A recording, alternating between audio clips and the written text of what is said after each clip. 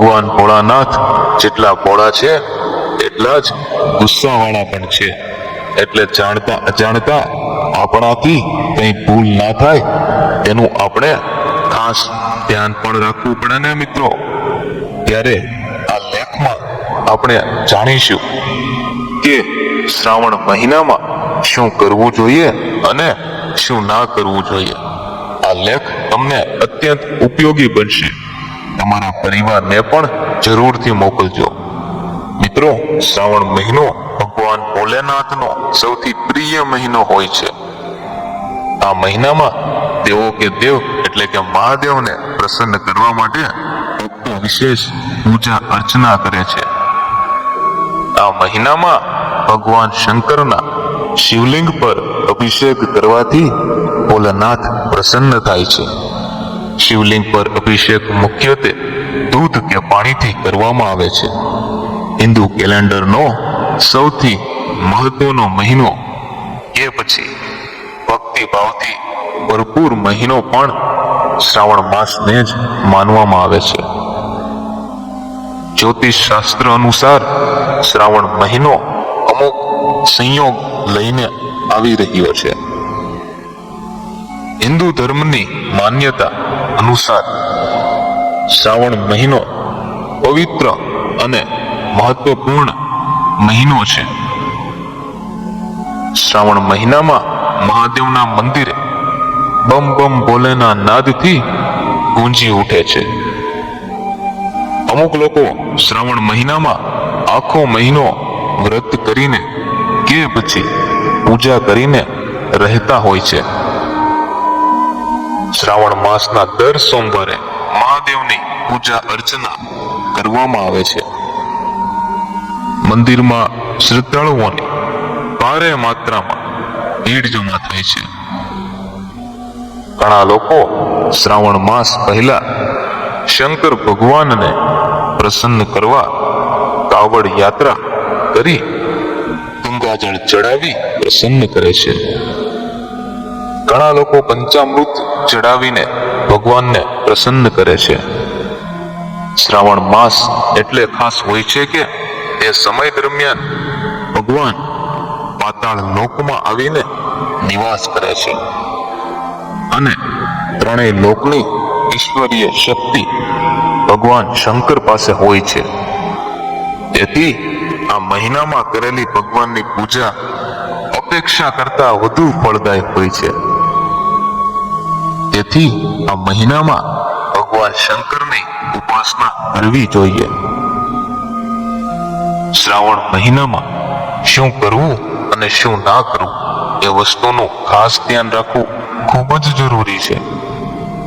જેમ કહ્યું તેમ કે દેવોના દેવ મહાદેવ જેટલા ભોળા છે તેટલા જ ગુસ્સાવાળા પણ છે. એ વાત તો તમે જાણતા જ હશો મિત્રો. એટલે આપણાથી અજાણ્યા કોઈ ભૂલ ના થઈ જાય તેનું આપણે ચોક્કસપણે ધ્યાન રાખવું જોઈએ. નહીતર તેના પરિણામ પણ આપણે ભોગવવા જ પડે છે. શ્રાવણનો બીજો અર્થ થાય છે સાત્વિકતાનું પાલન. કારણ કે ભગવાન શિવ શ્રાવણ મહિનામાં ત્રિલોકીય ઈશ્વરોના કાર્યનું સંચાલન પણ કરે છે. અત્યારે શ્રાવણ માસ શરૂ થશે ત્યારે માંસ મદિરાનું સેવન કદાપી ન કરવું જોઈએ. આ પદાર્થોનું સેવન ના કરવાથી મન શાંત રહે છે અને બીજા ખરાબ રસ્તા પરથી ધ્યાન હટી જાય છે. આમ તો ઘરમાં સુખ શાંતિ રાખવી જોઈએ. કારણ કે ઘરમાં સંઘર્ષ રાખવાથી દરિદ્રતા વધી જાય છે અને દરિદ્રતા વધવાથી લક્ષ્મીનો પણ નાશ થઈ જાય છે. પરિવારમાં ક્યારે પણ કજિયો ના કરવો જોઈએ. શ્રાવણ મહિનામાં જીવન સાથી સાથે કે ઘરના વડીલ સાથે વાદ વિવાદ કે ગેરશબ્દનો પ્રયોગ ક્યારે પણ ના કરવો જોઈએ. આ દિવસોમાં શિવ પાર્વતીની પૂજા કરવાથી દાંપત્ય જીવન ખુશ અને પ્રેમ ભર્યું રહે છે. તે માટે વરદાન માંગવું જોઈએ. શ્રાવણ મહિનામાં દરરોજ સવારે વહેલા ઉઠીને ભગવાન શિવ પર જળ અભિષેક કરવો જ જોઈએ. મહાદેવ ઉપર જળાભિષેક કરવાથી આગળના જન્મોના પાપના પ્રભાવ ઓછા થઈ જાય છે. શાસ્ત્રો અનુસાર સવારે ઉઠીને નાહીને તુરંત જ જળ અભિષેક કરવો જોઈએ. ત્યારબાદ કરવામાં આવેલી પૂજા અર્ચના શિવ કૃપાથી વંચિત રાખે છે. શિવના ઉપાસકોનો મહિનો છે. તેથી આ મહિનામાં શિવનું અપમાન ક્યારે પણ ના કરવું જોઈએ. શિવ ભક્તોને સન્માન કરવું શિવની પૂજા બરોબરનું ફળ આપે છે. ત્યારે કાવડિયાની સહાયતા કરીને કૃપા મેળવી શકાય છે. શ્રાવણ મહિનામાં લીલા શાકભાજીને સેવન ના કરવું જોઈએ. લીલા શાકભાજીનું સેવન કરવાથી સ્વાસ્થ્ય પર ખરાબ પ્રભાવ પડે છે. આ મહિનામાં શિવલિંગ પર હળદર કદી ના ચડાવવી જોઈએ, કારણ કે હળદર પાર્વતીજીને ચડાવવામાં આવે છે. શાસ્ત્રો અનુસાર શ્રાવણ મહિનામાં દૂધનું સેવન પણ ના કરવું જોઈએ. આ દિવસોમાં દૂધ પીવું સારું નથી, કારણ કે શ્રાવણ માસમાં શિવને દૂધ ચડાવવાનો મહિમા હોય છે.